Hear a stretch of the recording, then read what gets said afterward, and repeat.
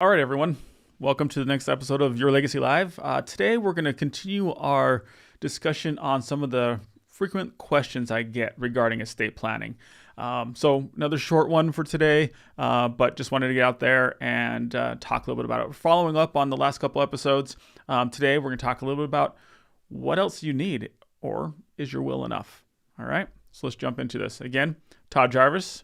I'm an estate planning attorney and business planning attorney and legacy advisor. So thanks for joining in, and let's move forward.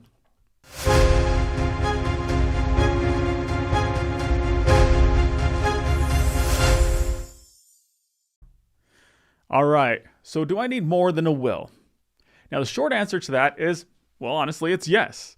And we know that a will, well, its job is to tell everybody and tell the court, who gets what when you pass away. But that's not the only question we have when it comes to estate planning. That's just a part of the puzzle, a small part even sometimes.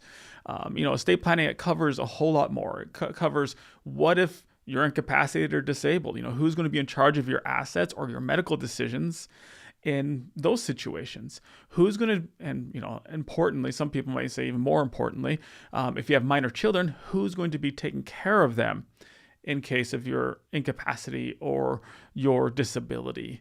And of course, that comes down to, who's watching them, who's ultimately going to raise them if something permanent happens to you, if you're permanently injured or disabled, or if you're permanently, in coma or sick, or, if you pass away, who's going to take care of your kids at that point?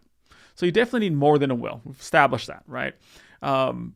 And in fact, one of those big pieces, which every adult needs in any state, is a power of attorney.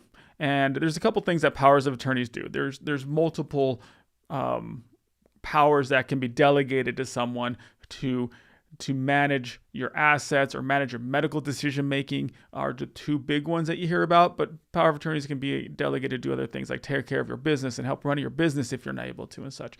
So you need powers of attorney to delegate those authorities and those decision-making powers and authorities, so that your life can continue, that your family can continue to be cared for, that your medical decisions can be made the way that you want them made, in the case that you are incapacitated. So that's what there's another piece to the healthcare power of attorney. That's the living will. So that living will, it talks about what kind of decisions to make, right? The power of attorney authorizes someone to make decisions for you with your healthcare provider, but a living will guide them on what decisions to make. A HIPAA release is another important part. That's going to talk about and give authority to the physicians to talk to certain family members or friends to help them know how you're doing, right?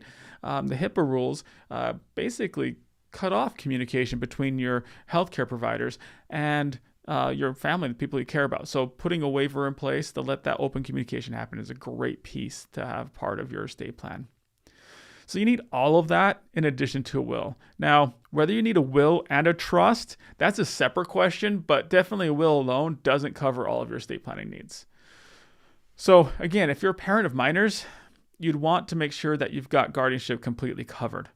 So short-term guardianship for an emergency situation, long-term guardianship in case of death or permanent incapacity. You'd want emergency wallet cards to make sure that the information about your estate plan is immediately available in the case of an emergency. A letter to your children would be really good. If they're younger, a letter to their guardians to help their guardians know, what's the kid's schedules? What's their insurance policy numbers? If they need to take them to urgent care, do they have the authority to do that? So that's the temporary situation you need, but also the permanent situation if you just aren't going to be there for your kids anymore. Who can do that? Empower them with all the information they need to be successful in that.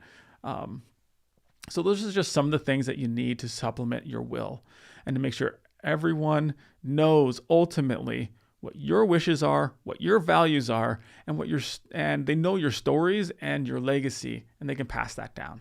So really, that's what it comes down to. A will is not enough. There's some other pieces involved there. This is a little bit of an intro into those pieces that we're going to talk about more fully in these upcoming frequently asked questions videos. So look forward to